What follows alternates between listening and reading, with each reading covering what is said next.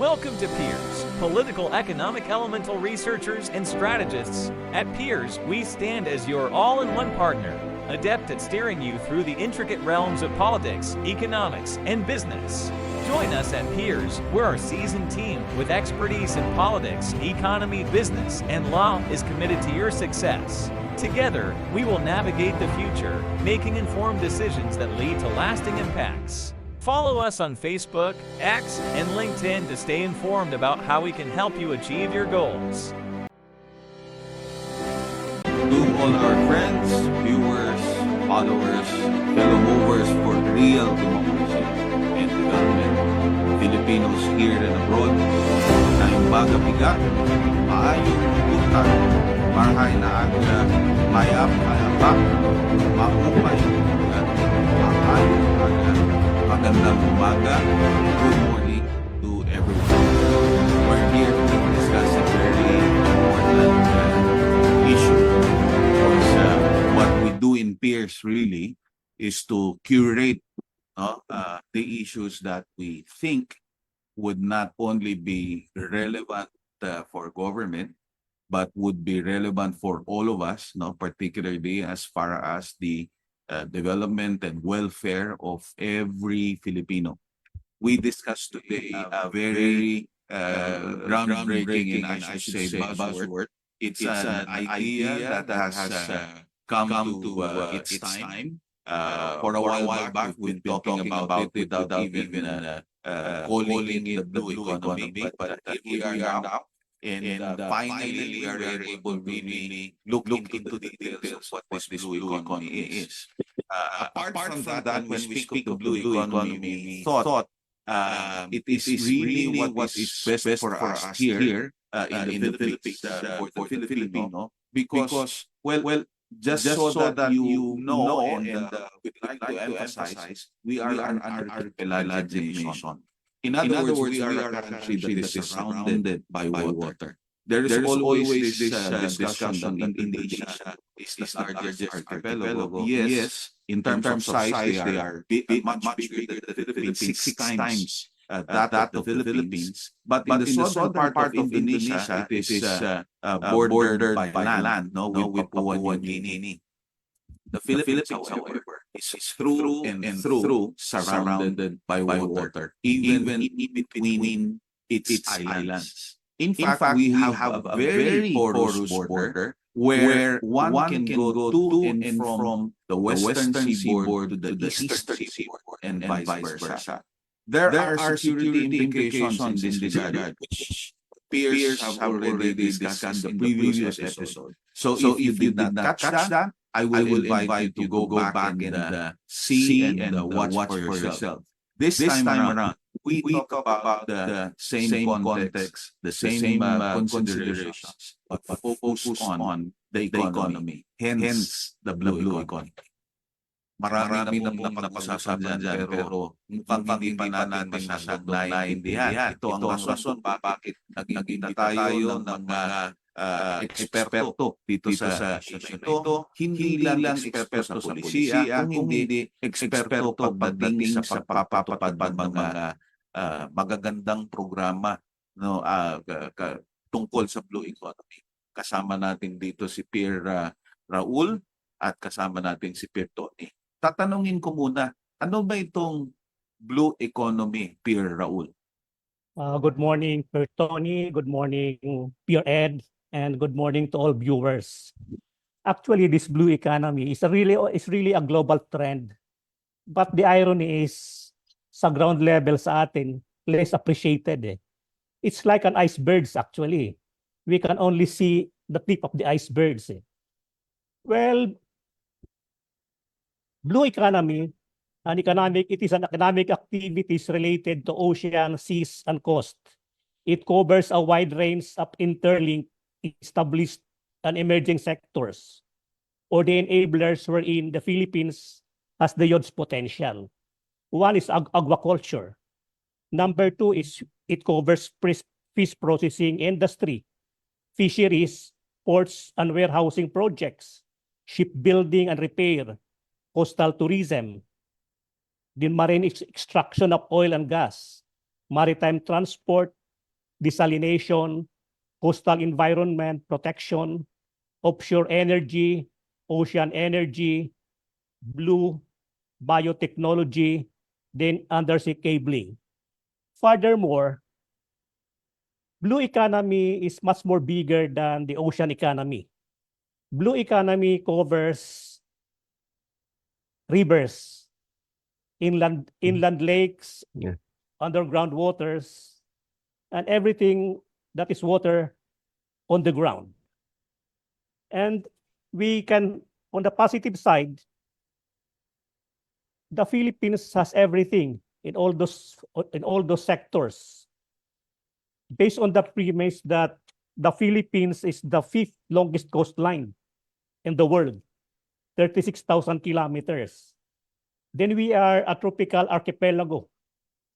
Then we are top 10 in terms of mineralized country.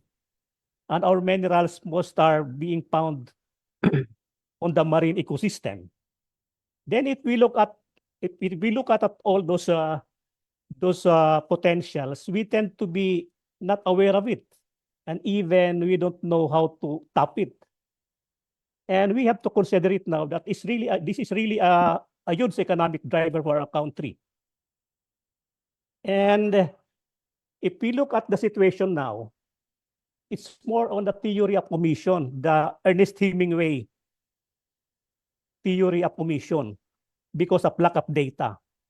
So with this discussion today, I hope we can elaborate further to Pierre Tony and Sir Ed about this blue economy on the bigger context. So it seems there are a lot of challenges, Sir Raul. No? Yes, there's really a lot of challenges considering that we are doing things more on a linear thing. Eh. We are not even interconnected in harnessing this one. So we really have to have a framework to harness everything. In terms of handling the new idea, no? Well, it's actually not a new idea as we've mentioned at the outset. No? Pero kasi the very structure and the very system in the country is really the challenge itself. No? That's why precisely in Pierce, we have thought that in time we will be curating, we will be collating data, and we will process the data so that everyone will have access to the relevant data, not only for purposes of research, not only for purposes of policy making, but mainly to further understand what these issues are. Meanwhile, sa tingin ko, Pierre Tony, apart from knowing, knowing what the blue economy is and what sectors are affected by it and how it is, should we say, implemented, siguro kailangan pag-usapan natin yung mga framework. May mga batas ba tayo na kumbaga na-formulate na at naandyan na, nagagamit na natin? Ano-ano ba ito at paano ba natin mas maiintindihan itong mga ito? Thank you very much, Per Ed and Per Raul, and good morning to everyone na nanonood po dito sa ating FB Live. Unang-una po, I have to emphasize there are 3 pillars of blue economy. It is interconnected pillars, and these are economic, social, and environmental. So yung tatlo na yun po kailangan natin. Now, pagdating po sa mga sectors na kailangan pagtuunan natin ay tungkol dito sa fishing and aquaculture. Marami ho tayong batas tungkol dito. Sa kailangan nating i-discuss at paano ito, ano po may tutulong natin para ito ma-implement properly. Unang-una po, meron po tayong tinatawag na Philippine Fisheries Code of 1998, Republic Act 8550. So ito po ay isang batas na it's about the management and conservation of fisheries and aquaculture in the Philippines and the reconstitution of establishment of fisheries institutions both at the national and local level. And then another law which amended this, Republic Act 106 8554 amended Republic Act 8550, and it is in order to deter and eliminate illegal, unreported, and unregulated fishing. Ito ho yung tungkol dito sa RA 8550 about the Fisheries Code of the Philippines.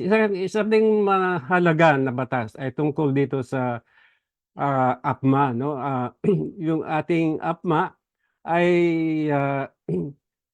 ay nagsasabi dito na kailangan kong i-modernize natin ang ating agriculture and fisheries and fishing na batas. So, isa sa mga ito ay kailangan ho nating malaman para sa ganun ay may sulong natin yung development of the fishing and aquaculture industry.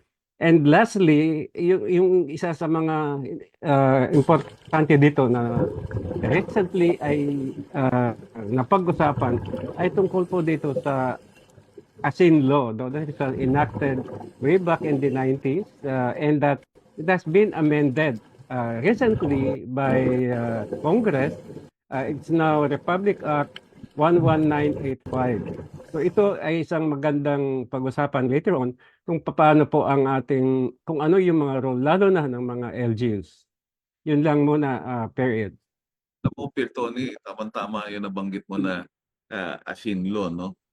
In my previous role, no, isa yan sa mga unang-una naming nakita, no? Maganda yung layunin ng batas. Yeah. Pero nung naipatupad na, you can just imagine, we used to be one of the biggest producers of salt, and we ended up importing salt. Can you just imagine? Meron tayong kakayahang gumawa ng sarili nating asin. Tapos, mabuti kung mga 50% lang yung ating inaangkat. 93%. 90% yung ating inaangkat. Yung 93% na yan in the last 5 years lang before the new law came to effect. But before that, it even reached up to 98%. You can just imagine. So, pwede namang mabago yun kung tutusin para at least ma-meet yung requirements. Kasi yung iodine requirement lang naman sa health ang supposedly ina-address. Alam mo, nangyayari dito sa atin, kapag gumagawa tayo ng batas, dahil din sa, siguro, hindi lang kulang sa datos, kung hindi kulang din sa pag-iintindi, kumbaga parang we wanted to get rid of a pest. But what we did was burn the house down. No? So siguro mas magandang matuto tayo kung paano gagawin dito by actually doing it. And I'm proud to say that what I know and what we know at Pierce is that this is precisely what Pierre Raul is doing in their region, no? Kwento mo nga sa amin ito, Pierre Raul, paano ba ang ginagawa diyan sa inyo nang sa ganun mabigyan natin ng magandang ehemplo, konkretong ehemplo ang ating mga kababayan kung paano magagamit itong blue economy? Tamang-tama, Sir Pira, Ed, yung sinasabi mo, it's really real happening on the ground. Ang nangyayari kasi dito, considering na walang holistic framework from the national government, yung sa ground level, nagkakanya-kanya. It must be a framework, a national framework that can be cascaded to the ground level for them to follow. Dahil sa walang framework, nagkakanya-kanya sa ground. So ang ginawa ko naman dito sa ground ngayon, dahil nagkakanya-kanya sa ground, I'll take it as an opportunity to policy influence, creating more ideas for them to work together to effect transformation on the ground, creating a new mindset. Kasi sa inter-alliances, sa interconnectivity sa ground, nakikita ko na mas malaki ang opportunity if you are working together to effect transformation on the ground. Just like yung dito sa area, sa local government. Considering na devolved functions karamihan ng ng mga agencies, nakakanya-kanya. They are not in a fellowship towards a big picture framework wherein small pictures are being connected to the big picture or regional framework. If the small framework is not being connected to a regional framework, it's not a sustainable framework. So ang nangyari ngayon dito, ang ginawa ko, nagkaroon dito ngayon ng sa ground level ngayon dito sa Samar, good to note na yung governor namin dito ngayon nag-create na ng interlocal alliances sa mariculture and fishery. Kasi ang bottom line dito ngayon, if you look at fishery sector sa boundary pa lang, nag-aaway-away na yung local government unit. They are focusing on the problems rather than on the solution. So and the best way to have that in a holistic framework is for the governor to come in. Considering pag LGU na siya, inter-LGU na siya, the one controlling everything is the provincial governor. So yun ang ginagawa ngayon dito. Then another good example na ginagawa ko rito, yung Suroy-Suroy Dagat Program. Actually, this is Suroy-Suroy. I'm being inspired by Governor Gwen influence on Cebu. If we look at Cebu model, it's really a hub of tourism in the Visayas. So kung makikita mo, every time Gwen dances having the Santo Niño, every place she goes, it will become a tourism destination. So kung makikita mo ngayon, nag-launch yan ng Suroy-Suroy Sugbo. It's now an iconic event. Then lately, last year, nilaunch niya yung Northern Escapade. It is now north of Cebu. North of Cebu is facing Samar and Leyte. Kung makikita mo, if Suroy-Suroy Sugbo is inland, why not have a Suroy-Suroy Dagat Sugbo in the north? And considering that Visayan Sea is so huge and the Samar Sea is adjacent to it, in that areas, there are plenty of island and islets, uncharted, ang gaganda. So ang bottom line dito is just a matter of connectivity. And the Samar and the whole Visayas can only be solved via tourism, via maritime connectivity. To consider also that these islets and islands, ang carrying capacity is so limited. So kung makikita mo, if we have to build the bridges and others, it's very tough. Kung makikita natin, hindi viable. And the only way to do that to become sustainable is cruise tourism.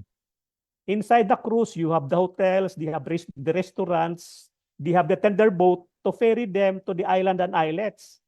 So it is a local cruise na maganda siya, pang international ang standard. It is adjustable to number of days. Depende lang sa gusto mo kung anong destination. So by doing so, it comprises of interregional provinces. So Masbate, Biliran, Leyte, Samar, Northern Samar, and Sorsogon. It is scalable. So by doing so, by having that area as playground for maritime tourism and water sports, it's really a good catalytic project. It will explode and open the opportunities for maritime tourism to become one of the pillars of economy in the Visayas. Remember that Cebu is a tourism hub, and the only way for Samar to be solved rightly and mightily is sell it via Cebu, the via Cebu factor. Gateway kasi ang Cebu. So yun ang nakikita kong dito ngayon. Sa fishing, ayaw ng mga LGUs diyan pagpapasok sa isang territory. Pero sa tourism, lahat welcome. Walang umaayaw sa tourism. So yun ang nakikita kong interlocal alliances na very viable to do. And quick win pa siya, doable in 6 months to a year. Thank you, that's all. Actually, ang hindi pa siguro kasi nakikita, Pierre Raul, is yung advantage, no, if they will work together. Let me just inform, no, the audience. We've been saying this all this time, not only on TV but even in public discussions. Lagi kong sinasabi, masyado kasing fragmented ang local governments natin. You can just imagine, dati-dati ang number of provinces natin nasa 65 lang. No? If we will go back as early as say 1960s, nasa ganun lang yung dami ng probinsya natin. Hindi naman nadadagdagan yung land natin, hindi naman nag-expand. Ngayon 82 na, 82 provinces, no? So apart from that, if we are going to look at the the land area overall, did you know that, again, as I've mentioned at the outset, ang Pilipinas po napakaliit, only 15.4% of the total land area of our nearest neighbor, Indonesia. So 6 na Pilipinas ang laki ng Indonesia. Alam po ba ninyo kung ilan ang probinsya ng Indonesia? Kaya ang sinasabi ng mga eksperto, ang Indonesia de facto federal kasi talagang napakaganda ng autonomy na na-enjoy ng mga probinsya doon. Bakit? Kasi kahit po ganun kalaki ang Indonesia, 33 lang po ang probinsya nila. So makikita ninyo, in terms of economies of scale, Indonesia is easily able to make the most out of its situation, precisely because of model that is, as using the word of Pierre Raul, scalable. Dito sa atin, masyadong restrictive dahil ang tingin natin sa mga area na hawak natin, turf natin, hindi po ganoon. In fact, itong idea ng interlocal cooperation na binabanggit ni Pierre Raul, ang ini-emphasize dito, pagdating po sa mga issue katulad ng trade, in other words, anything that is economic, lalo na pagdating sa security, pagdating sa environmental management, wala pong political boundary yan. Kaya hindi po pwedeng masyado natin ililimitahan dahil lang ang sinasabi ng batas, hanggang dyan ka lang. Yung pong boundary, ang purpose niyan, para lang ma-delineate natin yung responsibility ng mga otoridad. Hindi yan restrictive, hindi yan ginagamit for restricting activities. Anyway, bago tayo pumunta doon sa challenges na itatanong ko kay Pierre Tony, alam po ninyo, pag magkakaroon ng activities between the islands, marami tayong masosolve. Hindi lang turismo, kung hindi pati na din inter-province, intra-regional trade. Kasi ang nangyayari po sa atin, kapag may kailangan tayo, naku, napakahirap. Alam ba ninyo, yung mga kababayan ni Pierre Raul sa Sabah, minsan maiimbitahan niya ng mga training, ng mga seminar. Pupunta lamang sa Boracay, pagpalagay mo. O pupunta lamang sa Iloilo. No? Aba, kailangan mo pang pumunta ng Manila para makarating doon. Pwede naman direkta na magpunta doon. Alam po ninyo, ulitin ko, napaka-porous ng ating borders. Kung akala natin yung problema natin sa China naandun lang sa western side, mali po kayo. Nakarating na rin sila hanggang doon sa Benham Rice. Side na po ng Pacific yun. Yun na yung sa Samar. Kasi madali kang pumunta from north to south. Sa madalit sabi, kung wala pong activities in between the islands, that is precisely the invitation for other activities, including illegal activities to happen. So sa madalit sabi, imbis na nagagamit natin yung pagkakataon yun, imbis na nakakapag-provide tayo ng mas maraming resources, precisely because that part of the ocean definitely also has resources of its own, hindi ho natin nagagamit. Pagkus, nagiging playground for illegal groups and illegal activities. So siguro, naisip ko, napakarami palang challenges. So kaya naisip ko, tanungin ko ito si Pierre Tony. Ano ba itong mga challenges na to, Pierre Tony? Marami siguro yan. Magsimula sa infrastructure and everything. Siguro, mas maintindihan natin, Pierre Tony, kung ano itong mga challenges na ito. Yeah, thank you, Per Ed. Tama ka, marami hong challenges. And very briefly and very quickly, number one is wala hong national strategy and absence of governing structure of authority tungkol ho dito sa blue economy. Second, napakaraming competing interests at saka wide range of objectives ng mga ibang stakeholders. Marami hong nag-aaway-away tungkol ho dito. Kaya kailangan ma-resolve natin. At nabanggit ho din ni Pierre Raul kanina, the issue of delimitation of marine boundaries. It will complicate marine resources access and affect expansion of industries. Tapos, isa sa mga dapat nating pagtuunan ay tungkol ho sa epekto ng climate change. No?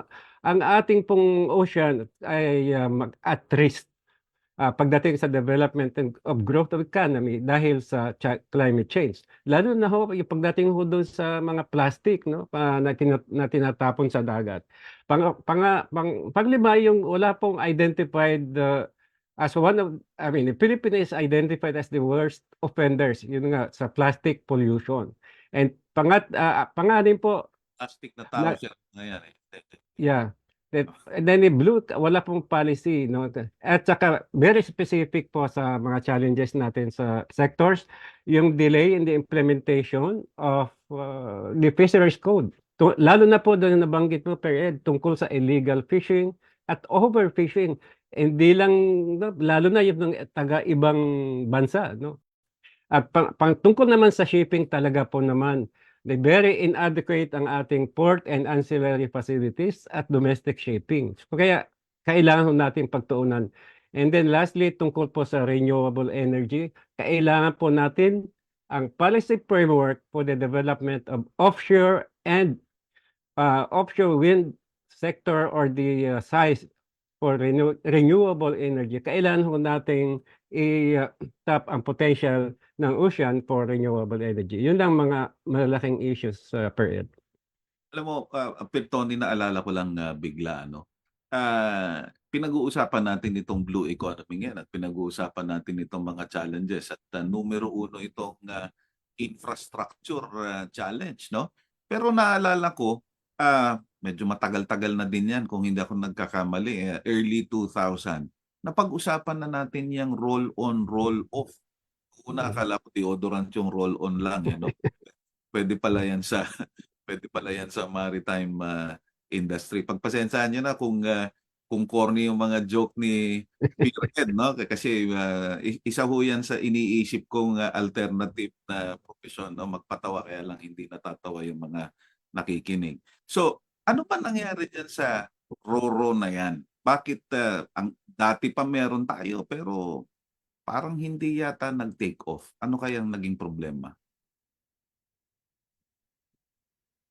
Actually, yung Roro natin, ang naging problema sa observation ko sa ground, yung overregulation instead of facilitation If you look at the problem sa yung Samar Road problem ng yung problema ng ASEAN Highway, yung economic backbone ng Philippines going to Mindanao and Luzon, kung bakit nasisira kaagad.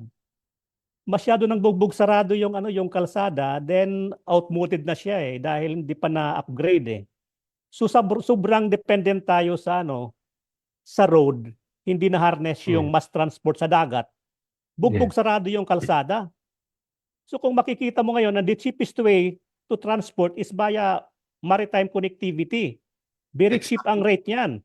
Exactly. So ang bottom line dito ngayon, ang nangyayari dito ngayon, nagiging inflation driver itong nangyayari natin ngayon dahil sa overdependent sa road So with that, we can optimize the use of the maritime connectivity, ang bottom line. So talagang yung nautical highway na yan, kailangan yan. Dapat lang mag-focus sa i-balance yung facilitation sa ka-regulation sa marina side. Hindi nila napag-isipan yan, Pier Tony, doon sa Roro nung panahon na yon. Kasi hindi, pagka sinabi nating infrastructure, definitely hindi naman kalye lang at hindi lang mga ports ang pinag-uusapan natin dito. Pero kaya nga connectivity. So hindi nila napag-isipan nung ginawa nila yan. Alam mo, Sir Pier Ed, marami tayong mga magagandang ideas. Pero pagdating doon sa implementation, doon tayo nagkakaroon ng malaking problema. Maganda nga yung konsepto ng Roro. Pero pagdating nga, sabi nga ni Pier Raul, pagdating sa ground, may nagkanya-kanya o kaya hindi ako interesado dyan kasi hindi naman ako makikinabang dyan. Parang ganon. So, iba-iba, kasi iba-iba talaga yung interest, stakeholders interest.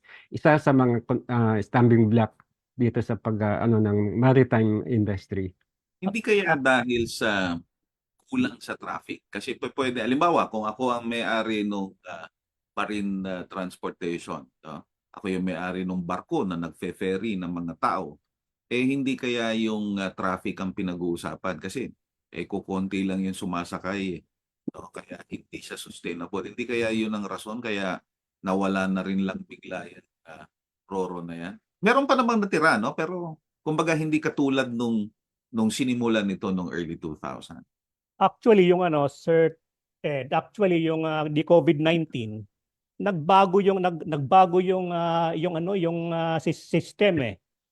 Kung makikita mo itong COVID, nagkaroon na ngayon ng ano yung era up ano yung ang movement ng cargos is much more bigger than the movement of human beings eh.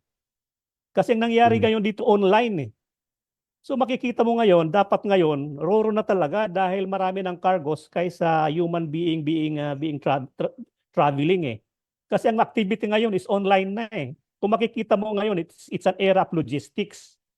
So yun ang nangyari dito sa ground ngayon dito, ang tawag dito ngayon, torping eh, sa mga government agencies. Ang tawag doon, interdepartment courtesy. Huwag tayong makialam doon dahil sa kanila yun eh. To the point, yung tyranny, yung torping hindi ka na makatulong sa iba dahil ang tawag doon, interdepartment courtesy. Tapos pangalawa, tama si Sir Tony, nagpapagalingan sa baba. Pag nagpagalingan, it's now become a competition rather than a collaboration.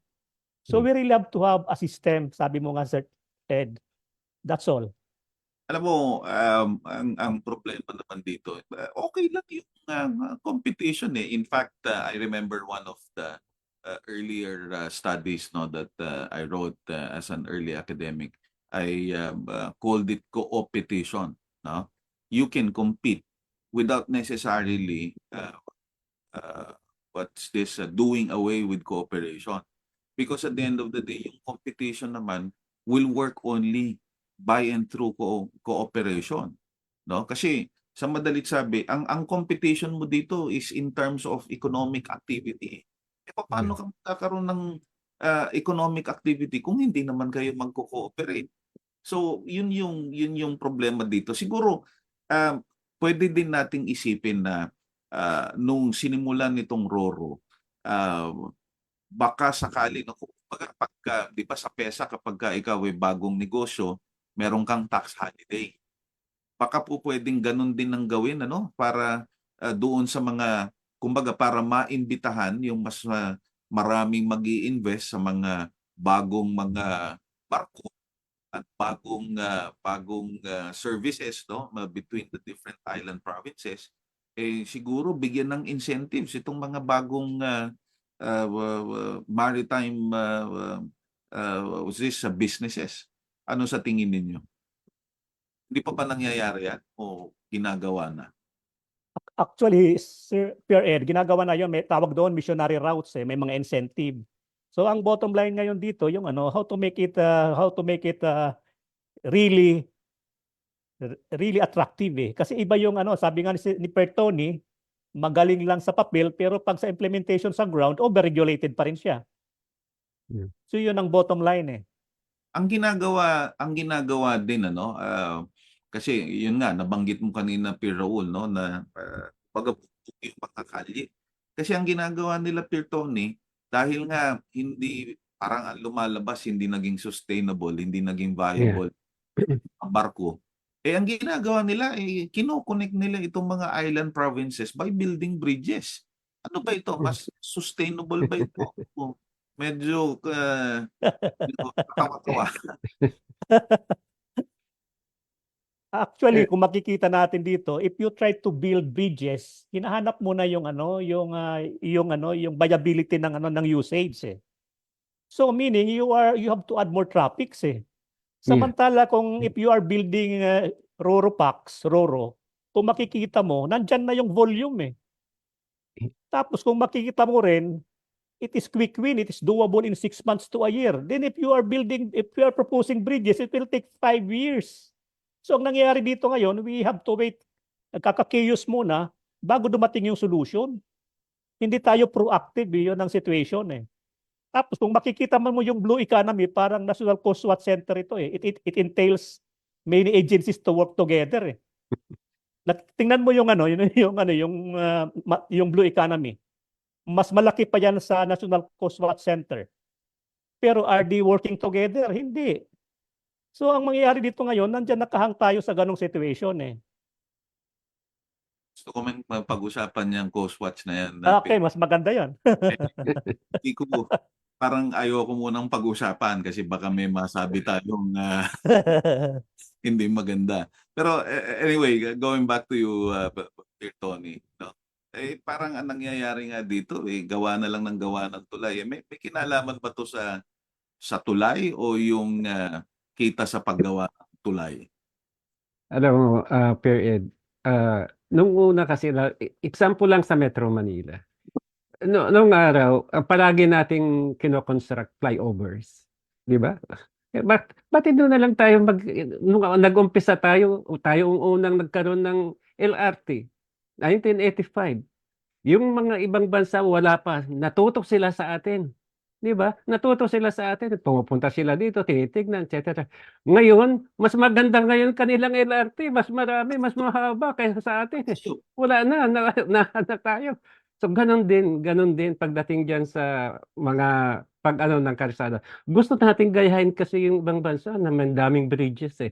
Pero anong ang ini-encourage natin? Siyempre, bibili ka ng kotse, bibili ka ng sasakyan, etc. Pero hindi natin tinitignan dapat yung mass transportation katulad ng shipping, railway, 'di ba? Mga ganon. Sana dapat 'yun ang sana ang ating pagtuunan, hindi yung mga bridges na 'yan.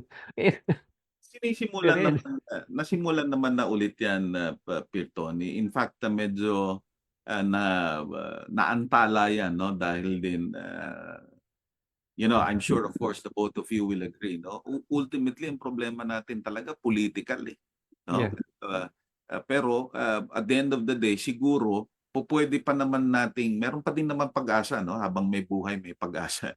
So, siguro, kapag ka naipakita ng karamihan sa atin na mas economically viable, and therefore, we will profit more if we will go this way, no? Yeah. Siguro pagka nangyari yun, mas magiging maganda ang sitwasyon. Alam niyo going to the political side of it, ang isa sa mga napansin ko, yung mga bayan na nagiging progresibo, naiiwasan dyan yung masyadong political dynasty. May mga lugar naman na nagiging progresibo, pero yung political dynasty nandun pa din, hindi dahil sa dominante pa din yung dynasty, pero nakita nila na talagang naging maganda yung serbisyo ng political dynasty. Alam mo, at the end of the day, it's not the political dynasty that is the problem. Again, it is the system. Kasi nga dahil wala kang tunay na political party, wala kang tunay na option na lumalabas, nagkakaroon ng political dynasty. So it's more of an effect than a cause. Now, through economic development, I'm sure, of course, that it will bring about so much change at the ground, no? On the ground. Once that happens, all the more people will be more empowered. So, siguro, tatanungin ko kayo before we finally come to a close. Ano ba yung pwede pa ninyong i-recommend sa ating mga leader, sa ating mga policy makers, so that finally we can make the most out of this opportunity? Matagal lang nandyan yung blue economy. By the way, to our viewers, pagka po sinabing blue economy, ito po ay kumbaga lilinawin ko lang at dahil sa pare-pareho kaming madadaldal na tatlo, baka nalito na kayo doon sa mga sinabi namin. Pero pag sinabi pong blue economy, hindi lang ito tungkol sa paggamit ng barko to ferry people to and from the different island provinces. Hindi lang po ito tungkol sa transportation. Hindi lang po ito tungkol sa tourism. Okay? Ito po ay may kinalaman din sa mga resources na magagamit natin dahil nga tayo ay archipelago, tayo ay napapaligiran ng tubig. Hindi lang ito tungkol sa mga mayaman na pangisdaan na nakapaligid sa atin. Ito ay tungkol din doon sa ecosystem na mayaman din ang Pilipinas. So may kinalaman din ito sa environmental management. May kinalaman din ito sa mga mineral deposits na naandun din sa dagat. lalo na yung nandun sa ilalim, hindi pa natin na-explore yan. At yan po, sa huling naabutan ko, nung ako'y may pagkakataon na maglingkod sa gobyerno, pinag-aaralan pong mabuti yan kasi mahirap yung bigla-bigla ka na lang magmimina nang hindi mo naintindihan kung anong magiging epekto nito. Yung pong mina hindi lang dahil sa langis, meron pong iba pang mineral deposits na dinidiscover pa. No, higit sa lahat, yun pong pinag-uusapan natin na nautical highway, hindi lang yung daanan ang pinag-uusapan natin. Kasama din po dito yung telecommunications kasi may undersea cables na pinag-uusapan. At huling-huli, yung pong security. Alam po ninyo, uulitin ko, kapag napalakas natin ang economic activity, magiging busy yung ating nautical highway, magiging busy yung tubig na nakapaligid sa atin, mababawasan po at mahihirapan ang mga illegal activities. So given that context, I think it is high time we can ask our experts what they can recommend further for our leaders, our policymakers to consider enacting and strengthening further, making the most out of the blue economy opportunity. Perhaps we can start this time with Pierre Tony. What do you think?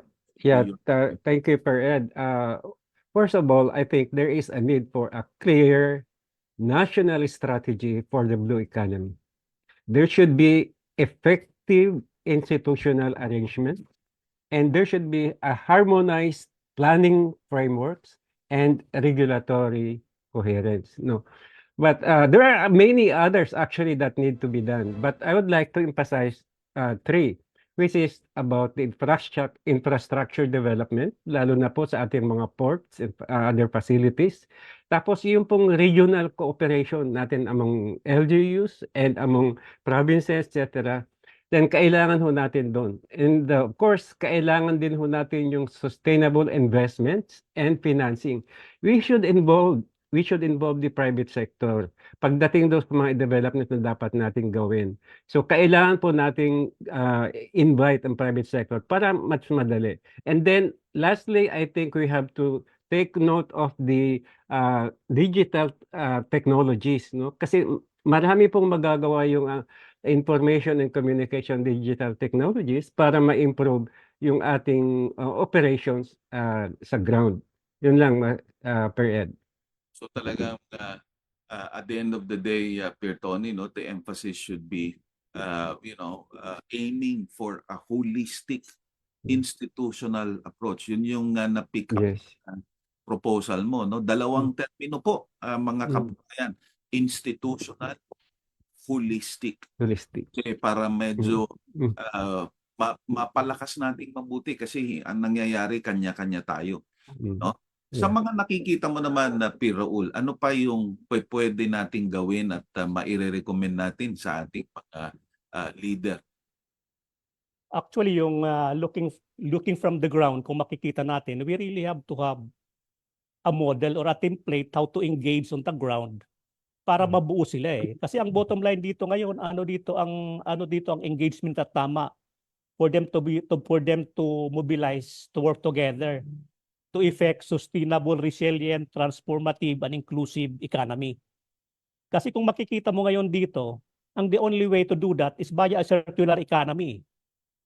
Yung circular economy, they can work together on that. They cannot avoid. If we are a circular economy, we really have to work together in a framework. It is a system for the government to follow and not for every government agency for them to do or the rest to follow. Hindi kanya-kanya. So parang itong mangyayari ngayon, ito na ang Bible ng gagawin nila eh. Dapat from the raw materials, design, then production, retail, consumption, then reuse and repair, then collection of waste, then recycle, then design again. So ang bottom line dito is about recycling, production, and consumption eh. So kung makikita mo ngayon dito, they really have to work together to effect change of mindset and behavior. Sabi mo nga yung we really have to make a system, the right system eh. Kasi kung walang system for them to follow, magkakanya-kanya yan. So kung makikita natin ngayon dito, it must be a circular economy on the blue economy. Para madovetail lahat yung mga gawain nila. Kasi ang nangyayari ngayon, linear tayo, kanya-kanya eh. So dapat it must be a mainstream template for the rest to follow. Na dapat yun ang gagawin dahil every 3 years we have a new election eh. So kung pag nag-election ng 3 years, another system eh. So dapat yung system na yun must be something future proof eh. Hindi lang parang for 3 years eh. So yun ang nakikita ko eh. So ang mga challenges naman dito na nakikita ko ngayon dito sa sa blue economy, dapat yung we have to have a common skills eh. Then shared infrastructure eh. Then sustainable use of the sea. Then environmental protection. Then maritime spatial planning. Then maritime security. Then marine data.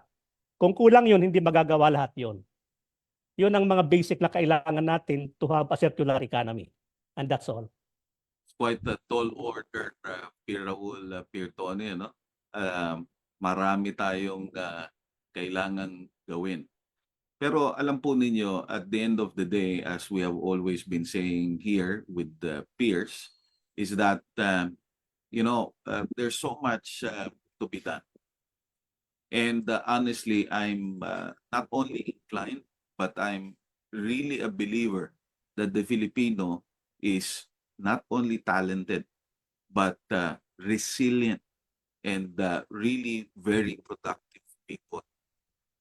If you give the opportunity to the Filipino, you give the opportunity to the Philippines, there's no reason why it's not going to succeed, why it's not going to prosper. But interests will always be there, particularly self-interest. Hindi natin maiaalis yan, hindi natin matatanggal yan. And whether we like it or not, we should always factor in that there will be self-interest there.